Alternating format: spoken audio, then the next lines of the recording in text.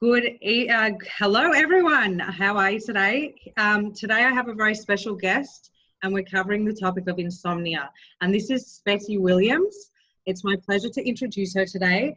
Born in the small country of Moldova, she spent her childhood with the instillment of natural remedies and natural therapies, the preparation and the gathering of both. And inspired by her grandmother and her great-grandmother, she has gone on to become a healthcare practitioner with the great interest in sleep. Being a poor sleep sufferer herself, she's fixed all of her own problems, and now she has a mission of helping everyone around the world to fix their own sleep cycle and get the best night's sleep that they possibly can. So thank you very much, Sveti. Really great to have you here today. Thank you. Sorry, thanks for having me. It's a pleasure. It's a pleasure. So the topic of today is insomnia. But firstly, I'd just like to take a step back, and I was hoping you could share with us a bit on how the brain works when it comes to sleep. Yes, of course. So in order for us to go to sleep, there are two things need to happen. So there is this hormone called adenosine in the body that needs to be built up within the brain. So once the adenosine is built up in the brain, we can go to sleep. So adenosine is a hormone which is produced by our cells. So cells eat glucose, and the byproduct of that, they produce adenosine. And once adenosine is built up in our brain, we can go to sleep.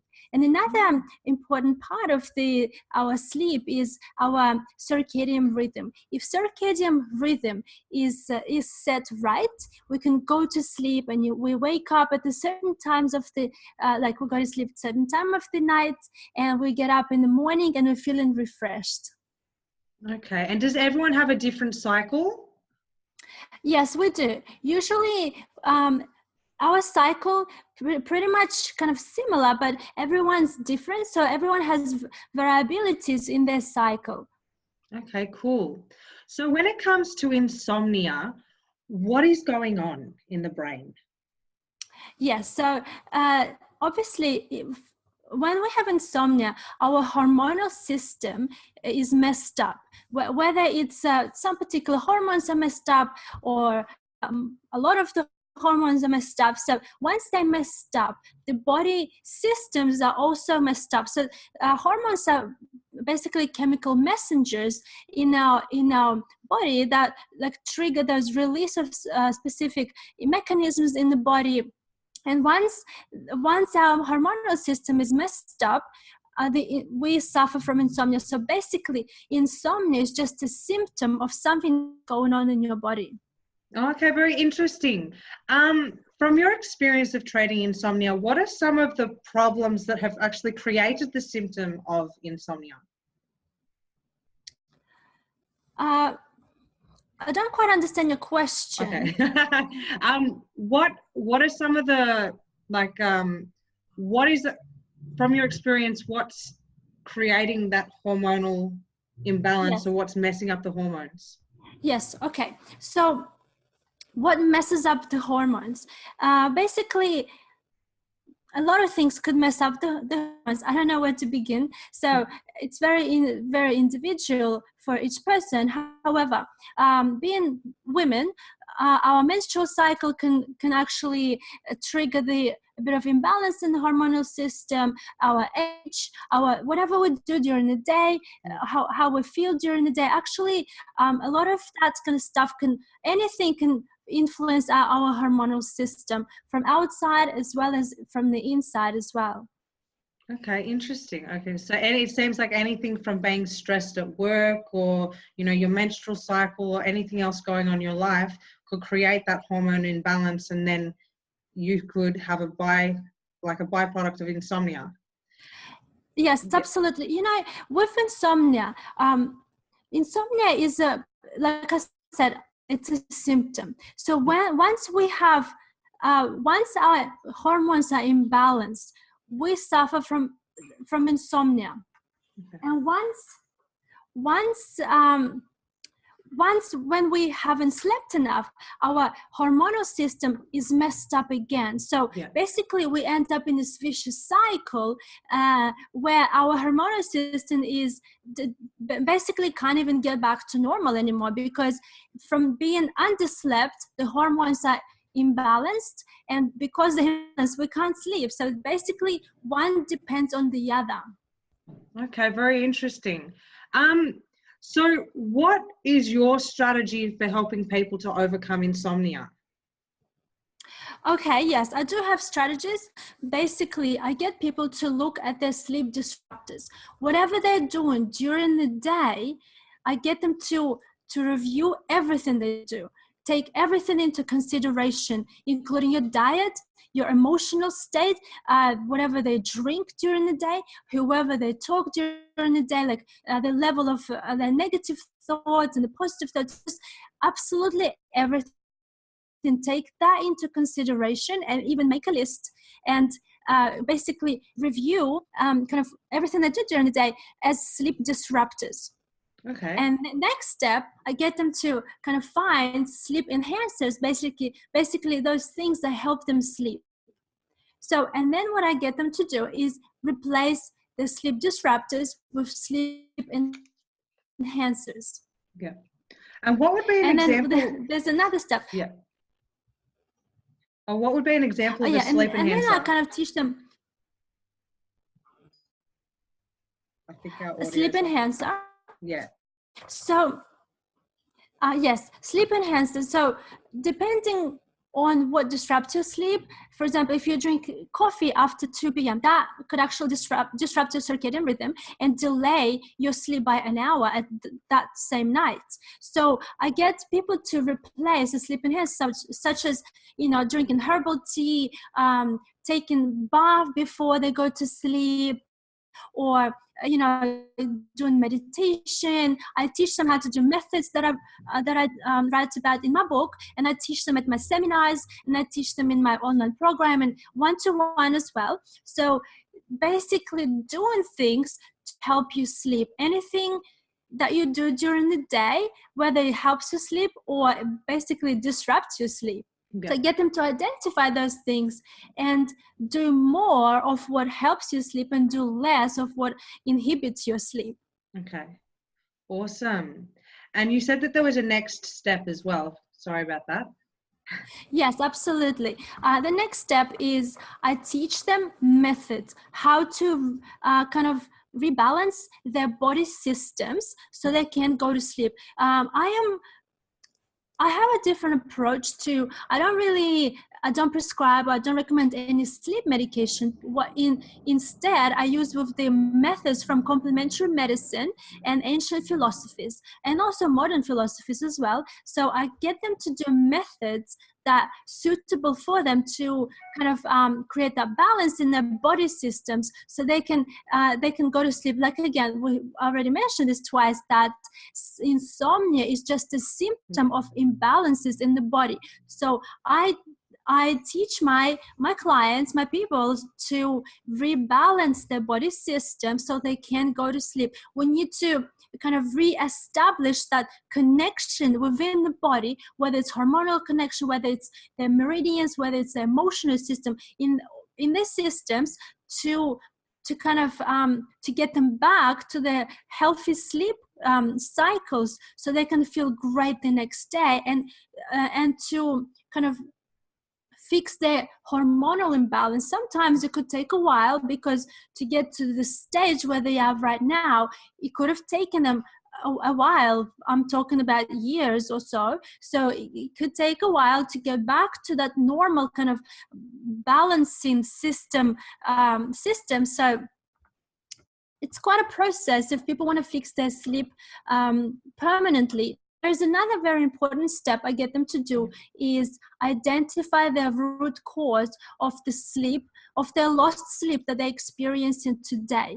So at some point they did sleep well. So what happens? I get them to go back and almost like start and investigate what happened to them so they lost their sleep that they experienced in this present moment. Nice, very interesting.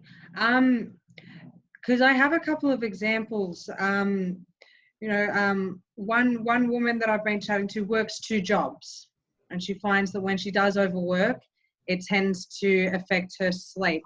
What would be the solution there? What if you need to work two jobs? Yes.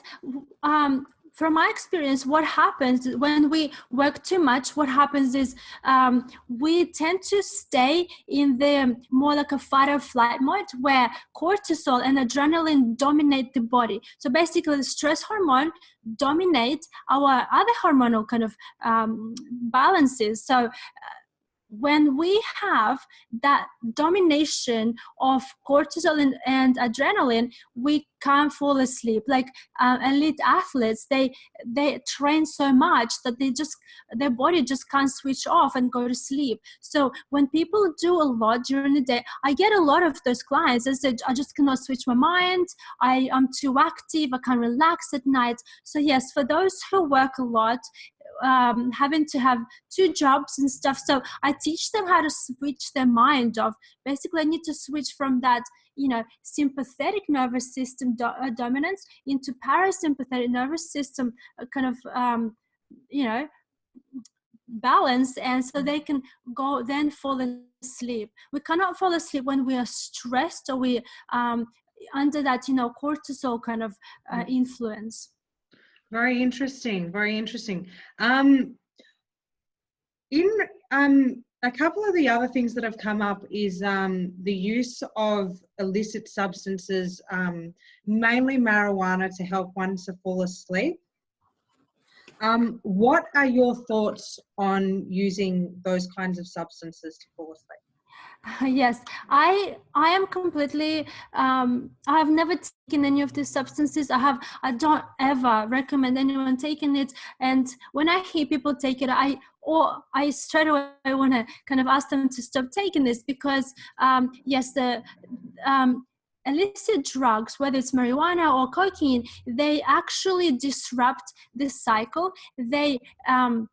They suppress REM stages of sleep, and they actually prolong the deep sleep, but not in a way that is healthy. Basically, in a way that it kind of takes away the REM stage of sleep, not completely, but it kind of suppresses it. So they don't get complete cycle, all the phases of sleep aren't kind of complete, sort of thing. So again, they may fall asleep quickly when they smoke any substances. However, the quality of sleep is compromised.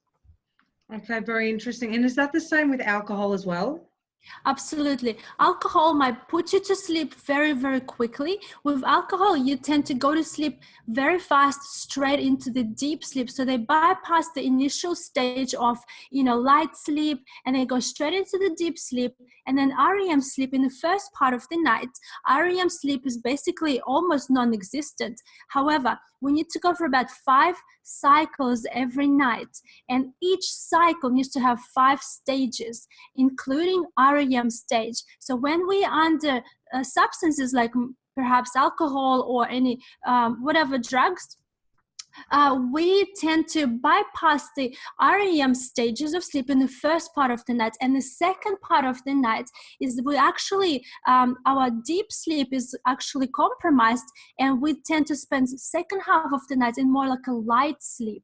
So again, the body is not fully regenerated. We need deep sleep for our cell rejuvenation, for the human growth hormone to get kind of triggered and released. So we need all of the stages of sleep to be healthy and complete for us to wake up fully rejuvenated and healthy. Wow, this is fascinating. I guess this is why they call you the sleep expert, hey? Yes, I love it. I love anything with sleep. So on the flip side, prescribed medicines that help people to cope with insomnia. What are your thoughts on that? Because there's some people saying that that's what they need. They need the heaviest dose, and then there's other people saying that they're not working for me. Could you share on that? Yes, I find that initially the prescribed sleep medication will work because it's new, you introduce it to the body, it does what it's supposed to do. However, over time, we become intolerant to them, so the body needs more, the higher doses to put us to sleep. And eventually, we get into this rebound insomnia. So basically, we struggle even more with insomnia while taking the drug.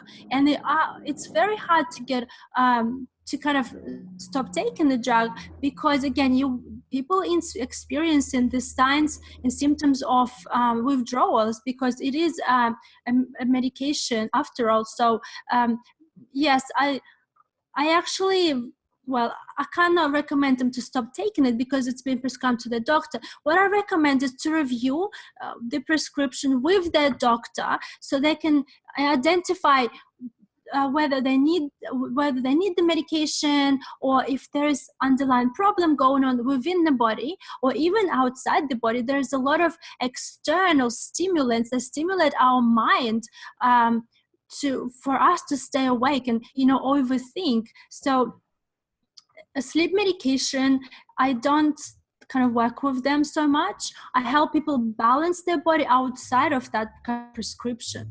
Yeah, awesome. Because I've had a fair few people say that the medicines don't work for them anymore, or I've had a couple of people say that they have adverse effects where they have even more energy. So for anyone who in the audience who's having that issue of the medicines not working for them, what would you suggest they start off doing? I would suggest to go to the doctor and ask to reduce the medication gradually.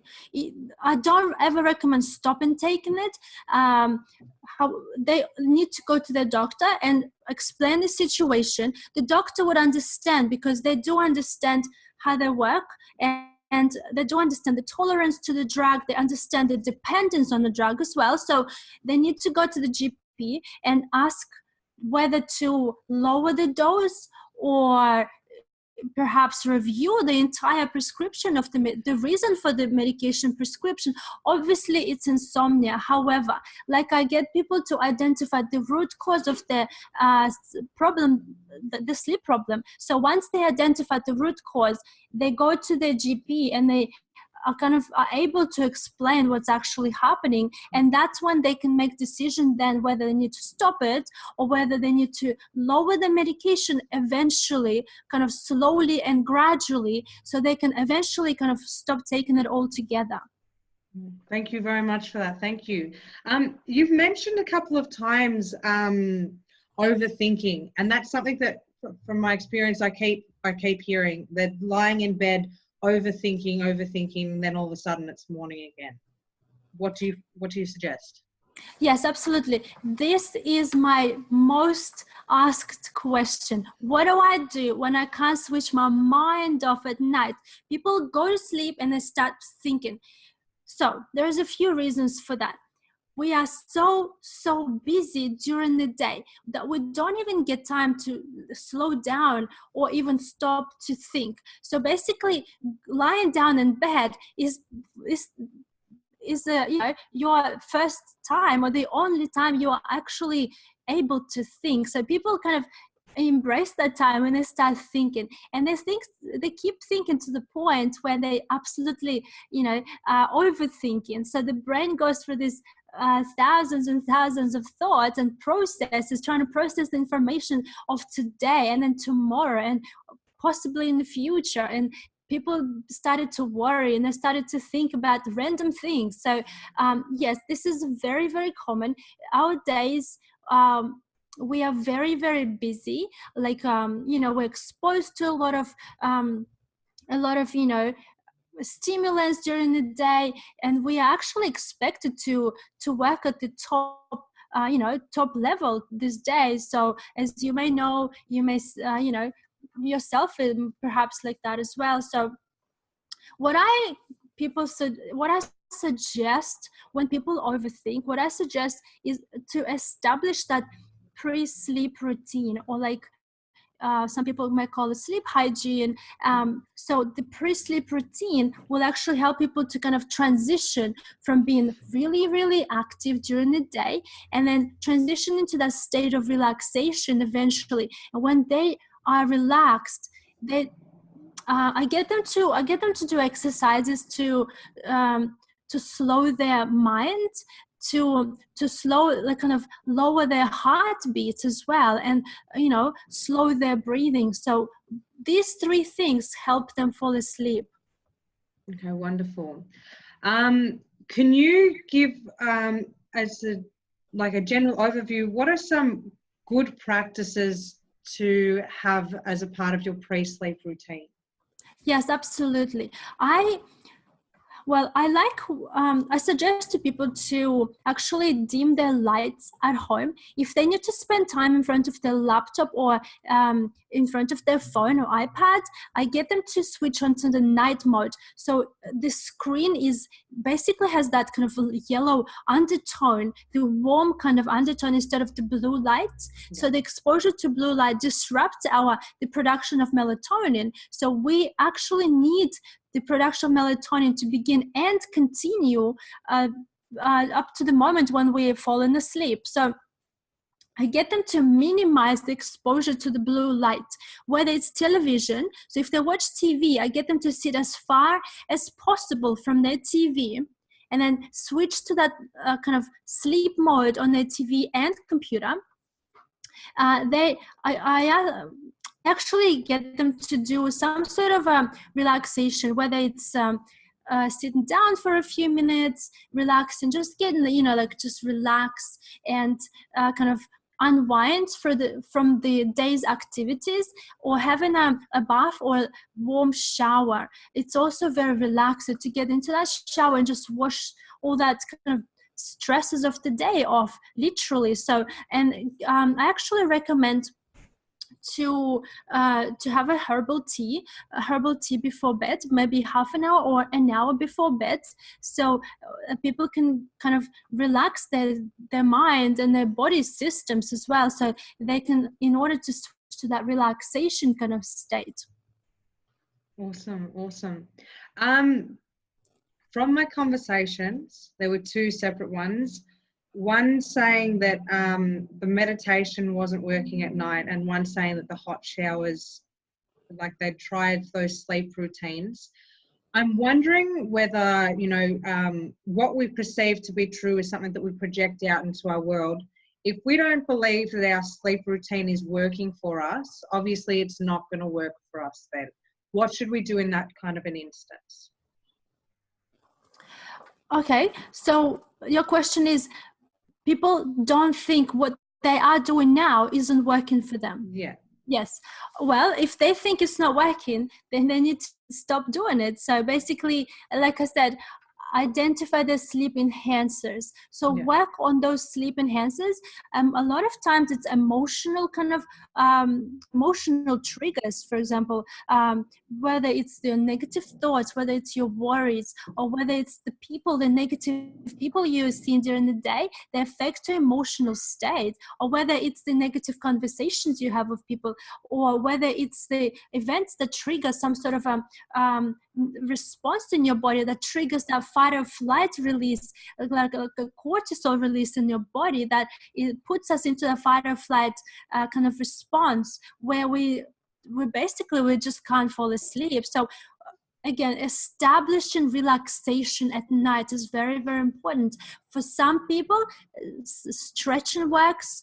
For some people, exercises is completely overstimulating. So it's basically identifying what works for you individually, and this is what you need to establish your routine around those things. So knowing what stimulates your mind and knowing what relaxes your mind. Some people like meditation. Some people get into this trying to do meditations. Actually, it's stimulating to them because the mind starts to wander and they had triggers the emotional response. So again, it's very, very individualized. So if something doesn't work for you, alter it, change it, or replace it. Yeah. Try try herbal kind of tinctures or anything. Just keep trying. Turning to like sleep medication or illicit drug substances is not a good idea, because that's like more disruption and more more struggles, I guess, because of the responses that this triggers within our body. Awesome. Okay, thank you so much. So before we wind up today, I wanted to share with everyone how they can get in touch with you if they have any more questions, because you're a wealth of knowledge, and just this one interview can't solve all of their problems. So how do people get in touch with you, Sveti? Yes, thank you. Yes, I have a website, SvetiWilliams.com. I have a Facebook page, Sveti Williams, the sleepologist page as well. I have a YouTube channel, again, Sveti Williams. Basically, if they go Sveti Williams, they'll find a lot of information about me. So this is one way to get in touch with me. Another one, I've got, they can also purchase my book, where I actually describe a lot of science about sleep. I describe methodology of that I actually research and put together from different modalities, different complementary medicines and ancient philosophies. Actually put these modalities together to help with that, pre-sleep routine, to switch the mind off. And that all takes about less than 10 minutes every night, because I suffered with my lost sleep for a long time. And again, being a healthcare practitioner actually played in my favor, because I started using those methods that I learned on myself, and then I picked the ones that mostly helped me. And that's how I identify what actually helps and what doesn't help as much. So so just Google Sveti Williams, and go to my website or Facebook page, actually LinkedIn, and I have Instagram, everything. So awesome. This has been fascinating. This has been truly fascinating. I've gained a lot for myself and my own family in helping us to sleep better. So thank you so much, Sveti. If anyone is interested in touching base with Sveti, I'll include all of the links with this interview, and I encourage you to touch base with her. If she is the one that resonates with you, please touch base with her, because our challenges are best faced with the help of others. Okay, we'll wrap it up for today. Were there any last things that you wanted to share with us, Sveti, before we wind up today?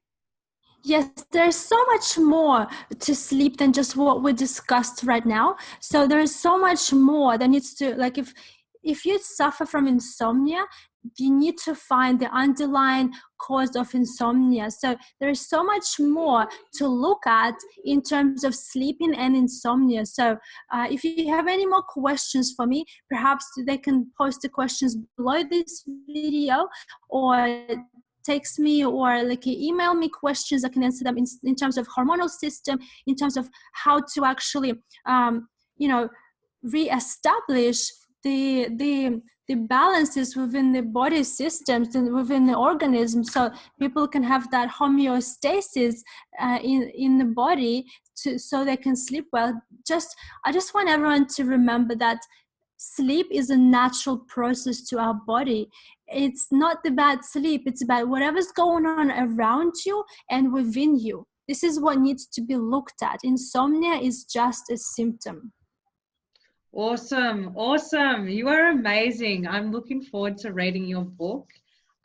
Thank you again, Sveti. I really, really appreciate your time today, and I'm looking forward to passing this on to everyone that I know that's having a bit of trouble or a big amount of trouble with their sleep. So thank you again. And you can get through to Sveti at all of the links below this. Okay, bye for now, everyone. Thank you so much for having me. It's my pleasure. Thank you. Bye-bye.